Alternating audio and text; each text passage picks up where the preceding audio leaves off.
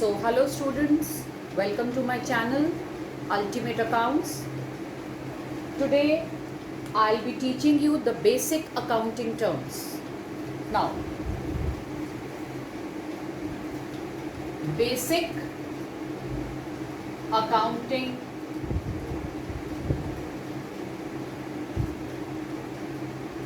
terms. So सबसे पहले तो बेटा बिजनेस, कोई भी पर्सन, कोई भी बंदा, हम कहते हैं बिजनेस होता क्या है? मैं हूं, या अगर मान लो कोई भी बिजनेसमैन होता है। बिजनेसमैन कौन है बेटा? बिजनेसमैन का मतलब जैसे हम फैक्ट्रीज जो रन करते हैं, मैन्युफैक्चरिंग कंसर्न्स होती हैं या शॉप्स होती हैं, ये सब बिजनेस करते हैं। तो बिजनेस का मतलब क्या है? कोई भी बिजनेस क्यों करेगा? टू अर्न प्रॉफिट, उनको प्रॉफिट चाहिए।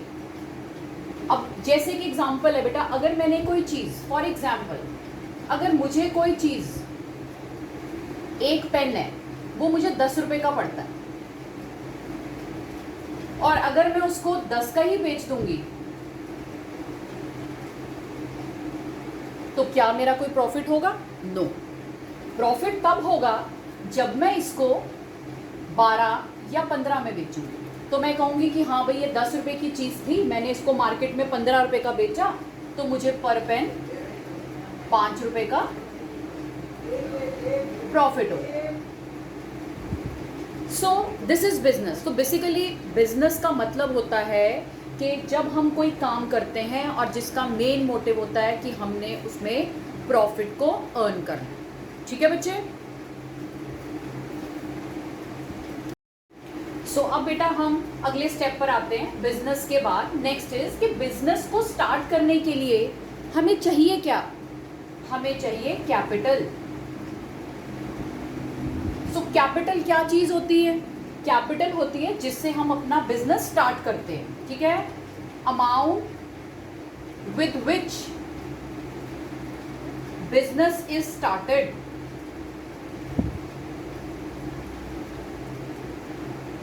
और वो अमाउंट जो मैं आपको बोल रही हूं वो बेटा कैश भी हो सकता है, कैश तो होगा ही होगा, और वो एसेट्स भी हो सकते हैं। अब एसेट्स कैसे?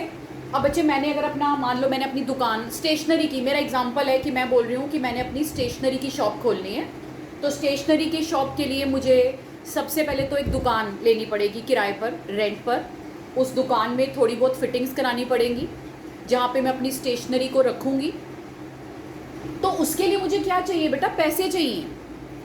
पैसे के लिए मेरे को पहले क्या लेके आना पड़ेगा? अपनी तरफ से कैश लेके आना पड़ेगा। अब मान लो बेटा मेरे पास एक घर में एक एक्स्ट्रा एसी पड़ा हुआ है, मुझे दुकान में एसी लगाना है, तो मैं अपने घर से एसी ले आऊंगी और वो मैं बिजनेस में लगा दूंगी। तो वो एक एसेट हो गया कि मैं एसेट के अंदर क्या लेके आ रही हूँ? एक एसी लेके आ रही हूँ, और वो मैं उस शॉप में लगा लूंगी। अब गुड्स खरीदने के लिए जब स्टेशनरी खरीद के लाऊंगी तभी तो बेचूंगी। तो जब खरीदूंगी कहाँ से? पैसों से। तो जिस अमाउंट से हम एक बिजनेस शुरुआत करते हैं उस अमाउंट को हम क्या बोलते हैं बच्चे? कैपिटल। और वो कैपिटल कैश भी हो, कैश तो होगा ही होगा बेटा, उसके साथ हो सकता है कि हम कोई एसेट्स भी लेके आए। This is known as capital. So next है बेटा हमारा अगला टर्म है proprietor. Now who is proprietor? Proprietor is the person who starts the business। जो बिजनेस स्टार्ट करेगा, जो बिजनेस को स्टार्ट करने का इनिशिएटिव लेगा, जो इस बिजनेस का ओनर होगा, उसको प्रोप्राइटर बोलते हैं बेटा। तो देखो ये एक दूसरे से कैसे रिलेटेड है। मैंने आपको बोला बिजनेस का मेन मोटिव, कोई भी बिजनेस क्यों खोलेगा? उसको प्रॉफिट चाहिए। अब बिजनेस को स्टार्ट करने के लिए क्या चाहिए? पैसे चाहिए। तो पैसा, जो जितना पैसा बिजनेस में लगाते हैं स्टार्टिंग में, उसको हम क्या बोलते हैं? कैपिटल। और कौन लगाता है? प्रोप्राइटर। प्रोप्राइटर कौन होता है? ये वो पर्सन होता है जो बिजनेस को स्टार्ट करता है, जो उस, मैंने आपको बोला कि जो वो शॉपकीपर होगा जो स्टेशनरी की शॉप को स्टार्ट करेगा, जिसने उस शॉप को खोलने का इनिशिएटिव लिया है, ही इज प्रोप्राइटर। अब बच्चे हमारा अगला टर्म आता है which is very very important, और ये आपको बहुत ध्यान से सुनना है, और वो है गुड्स। गुड्स क्या होता है बेटा? गुड्स वो चीज़ होती है जिसको हमने बेचना होता है। जिसका मेन है कि जिसको मैं खरीदूंगी किस पर्पस के लिए, for resale. Goods are the items which are purchased for resale. Resale के लिए खरीदा है तो उसको बेचना है। अब जैसे आपको मैंने आज एग्जांपल दिया बेटा स्टेशनरी। अब एक स्टेशनरी शॉप के लिए, एक स्टेशनरी शॉपकीपर के लिए गुड्स क्या होंगे, पेन, पेंसिल्स, रजिस्टर्स, ठीक है, ये सब एक स्टेशनरी शॉपकीपर के लिए गुड्स हैं बेटा, जिसको इसने बेचना है। तो जो चीजें ये बेचेगा वो कहेगा कि मैं स्टेशनरी बेचता हूं, ये मेरे गुड्स हैं जिनको मैंने बेचना है। अब मैं आपको एक और एग्जांपल दे रही हूं बेटा। अगर एक फर्नीचर ट्रेडर है, फर्नीचर ट्रेडर मतलब किसी की फर्नीचर की शॉप है, तो जो फर्नीचर की जिसकी शॉप होगी वो क्या बेचेगा, उसके लिए गुड्स क्या होंगे, टेबल्स, बेड्स, चेयर्स, ये उसके गुड्स हैं। तो जिस चीज में बेटा शॉपकीपर या प्रोप्राइटर डील करता है वो उसके गुड्स हैं। शॉपकीपर स्टेशनरी वाले के लिए ये गुड्स हैं, फर्नीचर वाले के लिए ये गुड्स हैं। अगर मैं आपको एक और एग्जांपल दूं कि अगर किसी का ग्रोसरी का बिजनेस है बेटा, अब किसी का कोई ग्रोसरी का बिजनेस है तो ग्रोसरी में क्या होगा, पल्सेस, व्हीट, राइस, शुगर, ये उसके गुड्स हैं। सो गुड्स का मतलब आपको बिल्कुल क्लियर होना चाहिए। गुड्स वो आइटम्स होते हैं जिनको हम खरीदते ही इसलिए हैं कि हम उसको आगे बेचें। बेटा पहले तो स्टेशनरी शॉपकीपर इसको, इन चीज़ों को होलसेलर से खरीदेगा तभी वो कस्टमर को बेचेगा। फर्नीचर का जो शॉपकीपर है ये उनको बनाएगा तभी आगे बेचेगा। ग्रोसरी बिजनेस में, ग्रोसरी बिजनेस क्या होता है कि जैसे जो राशन वाला है उसने ये पल्सेस खरीदी, व्हीट खरीदा, राइस खरीदा, शुगर खरीदा, तभी वो आगे बेचेगा, ये उसके गुड्स हैं। उसके बाद देखो ये एक दूसरे से सारे ये चीज़ें इंटर रिलेटेड है बेटा। अब आपको मैंने पहला टर्म क्या बताया था, बिजनेस, फिर मैंने आपको बताया कैपिटल, फिर बताया प्रोप्राइटर, अब नेक्स्ट बताया गुड्स। अब आ गया बेटा नेक्स्ट टर्म आ गया हमारा revenue. Very very important, revenue. Revenue क्या होता है, रेवेन्यू का मतलब है अगर आप मार्केट में जब आप बैठे हो, एक शॉपकीपर है, ये गुड्स बेचेगा, ये भी अपने गुड्स बेचेगा, ये भी अपने गुड्स बेचेगा। जब ये गुड्स बेचेंगे तो जो पैसा इनको आएगा, sale proceeds of the goods is known as revenue. जब हम इन गुड्स को बेचेंगे और बेचने से जो हमारे पास पैसा आएगा, जो सेल प्रोसीड्स आएंगी, हम उसको क्या बोलते हैं बेटा, रेवेन्यू। ठीक है। अब अगर मैं आपको अपना एग्जांपल दूं कि जैसे अब हम लोग गुड्स नहीं बेचते, हम लोग सर्विसेज प्रोवाइड करते हैं। ओके बच्चे, तो हम जो सर्विसेज प्रोवाइड करते हैं तो we charge tuition income, tuition fees, that is my revenue. So जो गुड्स बेचते हैं उनके लिए क्या होता है, उनकी जो सेल प्रोसीड्स गुड्स को बेचने पे आती है वो रेवेन्यू होता है। और जितने भी बेटा प्रोफेशनल्स होते हैं, जैसे डॉक्टर्स हैं, आपके चार्टर्ड अकाउंटेंट्स हो गए या टीचर्स हो गए, जो ट्यूशन कोचिंग सेंटर्स वाले हैं, जब वो लोग अपनी फीस चार्ज करते हैं, the fees charge by them is revenue.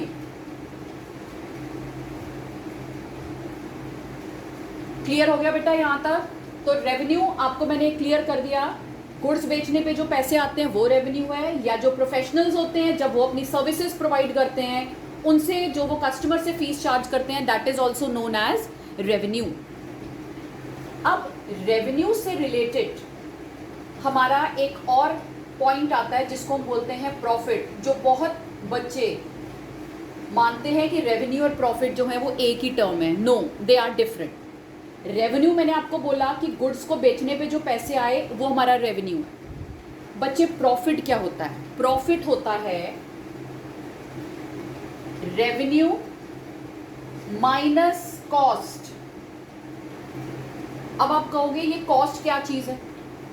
Cost का मतलब है बेटा जो गुड्स हम बेचते हैं उनकी क्या कॉस्ट है। मैंने आपको एग्जांपल दिया कि भाई मेरी तो एक स्टेशनरी शॉप है, मैंने एक बॉक्स खरीदा एग्जाम्पल है कि मैंने एक बॉक्स पेन का होल सेलर से मैं खरीद के लाई और उस एक बॉक्स में 10 पेन है बेटा, और वो मैंने 100 रुपीज़ पर बॉक्स खरीद के लाई। दिस इज़ माई कॉस्ट, ये मेरी कॉस्ट है। मैं होल सेलर जो था, जो स्टेशनरी का होल सेलर है, मैंने उससे एक डब्बा पेन्स का खरीदा 100 रुपये में। अब मैंने उसको क्या किया, आगे जाके अब मान लो कस्टमर्स आते हैं मेरे पास, वो कहते हैं 2 पेन दे दो, 1 पेन दे दो, तो मैंने जब उन 10 पेन्स की उनको अलग अलग बेचा, बॉक्स में नहीं बेचा, मैंने उनको अलग अलग बेचा। जब मैंने उन 10 पेन को अलग अलग बेचा तो मैंने देखा कि मेरे को 135 रुपये मिले हैं इन 10 पेन्स को बेचने में। सो आपको मैंने प्रॉफिट का फॉर्मूला बताया कि profit is equal to revenue minus cost. Revenue, ये दिस इज माय रेवेन्यू। मैंने आपको क्या बताया था, जो चीज़ हम बेचते हैं उनसे जो पैसा रिलाइज होता है that is known as revenue. 10 pen बेचे, 135 रुपीज़ मिले, दिस इज माई रेवेन्यू। लेकिन वो 10 पेन बेटा खरीदे कितने में थे, 100 में। So what is my profit, 35, this is my profit. अब आगे करते हैं बेटा। प्रॉफिट के बाद ये हमने देखो सारे एक दूसरे से बेटा इंटर रिलेटेड आइटम्स थे। सो अब हमारा जो अगला आइटम आएगा वो है एसेट। बहुत बारी आपने सुना होगा नॉर्मल अकाउंट्स को पढ़ने से पहले, अभी तो आप लोग बिल्कुल न्यू हो अकाउंट्स के लिए। सो अब जैसे आपने ये एसेट टर्म बेटा बहुत बारी सुना होगा, आई होप सो आप सबने सुना हो एसेट होता क्या। सो एक सिंपल सी लैंग्वेज में आई टेल यू कि एसेट्स क्या होते हैं, व्हाट वी हैव, ठीक है, या व्हाट वी ओन, जो हमारे पास है, जो चीज हमारी है उसको हम बोलते हैं कि ये हमारा एसेट है। एग्जाम्पल बेटा मैं आपको बता रही हूं, जैसे अगर आपने अपनी शॉप के अंदर एसी लगाया, वो एयर कंडीशनर आपका है, दैट इज योर एसेट, ठीक है। वो शॉप जो है वो आपकी है बेटा, जो शॉप है, मान लो वो शॉप आपके पास पहले से ही पड़ी थी, वो जगह, वो शॉप जो है दैट इज योर, वो आपके नाम पर ही है, आपने उसको किराए पर नहीं लिया। तो वो जो शॉप है, वो जो जगह है, वो या जो वो बिल्डिंग है, वो आपका एसेट है। जो आपने उस दुकान के अंदर गुड्स खरीदे हैं, गुड्स कौन से, मैंने आपको क्या बताया था, गुड्स क्या चीज होती है, गुड्स होता है जिसमें हम डील करते हैं। जैसे स्टेशनरी, मुझे स्टेशनरी बहुत पसंद है इसीलिए मैं स्टेशनरी का एग्जांपल लेती हूँ। तो मैंने क्या बोला आपको कि गुड्स है, मान लो मेरे शॉप के अंदर सब स्टेशनरी भरी हुई है, रजिस्टर्स हैं, पेन है, ये सब मेरे गुड्स हैं, तो ये सब मेरे हैं, मैं कहूँगी ये मेरे हैं, एसेट्स हैं, ठीक है। उसके बाद कैश, अगर मेरे पास दुकान में कैश है या मेरे पास बैंक में पैसे जमा है, ये सब मेरे हैं बेटा, मैंने किसी को देने नहीं है, ये सब मेरे नाम पर हैं। सो जो चीज़ें हमारी होती हैं, व्हाट वी हैव, जो एक बिजनेस के पास अपना होता है, उसको हम बोलते हैं एसेट्स। ये मैंने आपको एक सिंपल लेमैन की लैंग्वेज में बताया। एक्चुअली में जो एसेट्स की जो फुल डेफिनेशन अगर हम चले तो वो बहुत वास्ट है। अभी आपके लिए मुझे बस इतना ही समझाना है कि एसेट्स वो होते हैं जो बेटा हमारे होते हैं, जो बिजनेस के होते हैं। अब आ गया, फिर अगर एसेट होंगे तो बेटा लायबिलिटीज भी होंगी। नाउ लायबिलिटीज क्या होती हैं, जो हमने किसी के देने हैं, व्हाट वी हैव टू पे